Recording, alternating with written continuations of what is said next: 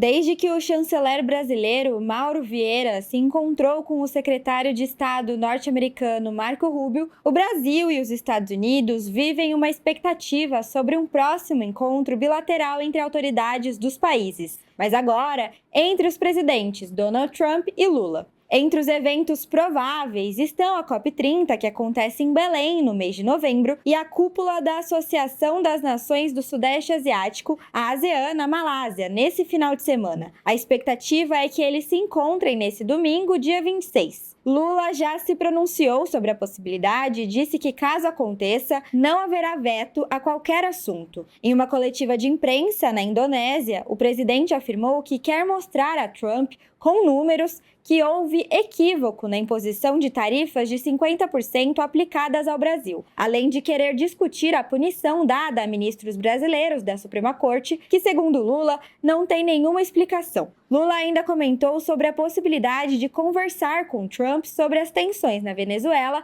e os conflitos na faixa de Gaza e na Ucrânia. O presidente chegou na capital do país nesta sexta-feira e o repórter Augusto Tenório, do Metrópolis, está acompanhando os bastidores.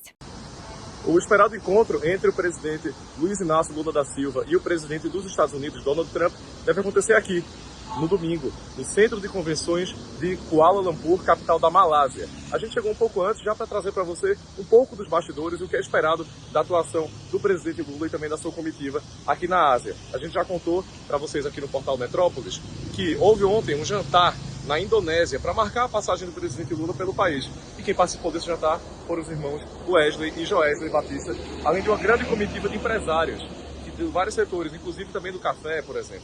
Então, são esperados novos acordos comerciais, são esperados entendimentos na área de minério de ferro, na área de ciência e tecnologia, e tudo isso e muito mais você vai acompanhar, claro, aqui no Metrópolis, tanto sobre o encontro do presidente Lula e Donald Trump, e também eventuais acordos comerciais e entendimentos que forem firmados aqui na Ásia. Continue nos acompanhando no site, no portal, nas redes sociais, no YouTube, por lá você vai ficar informado.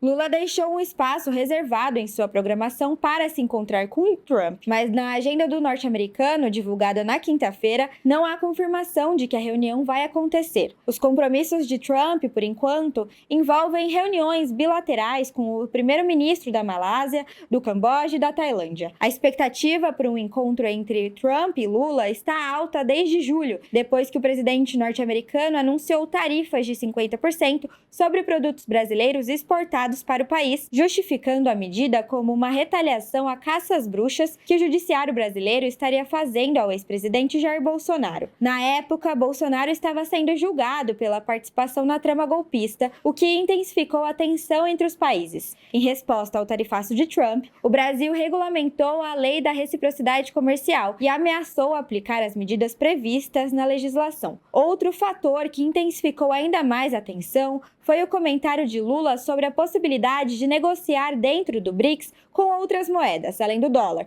para não ficar dependendo da moeda americana. Trump se irritou com a possibilidade e ameaçou os países do bloco com retaliações comerciais. Desde então, os Estados Unidos impuseram restrições a juízes do STF, cancelando vistos e incluindo pessoas à lista de sancionados da Lei Magnitsky, como o ministro do STF, Alexandre de Moraes, e a sua esposa. Nesse meio tempo, Lula, quando questionado se já havia falado com Trump sobre os assuntos, sempre dizia que não via razões para ligar para o norte-americano. E por que ele não quer telefonema? Veja, eu não vou entrar numa análise do por que o Trump falou aquilo. Ele tinha falado no dia anterior, numa entrevista à imprensa brasileira, perguntaram, você vai conversar com o Lula? Agora não.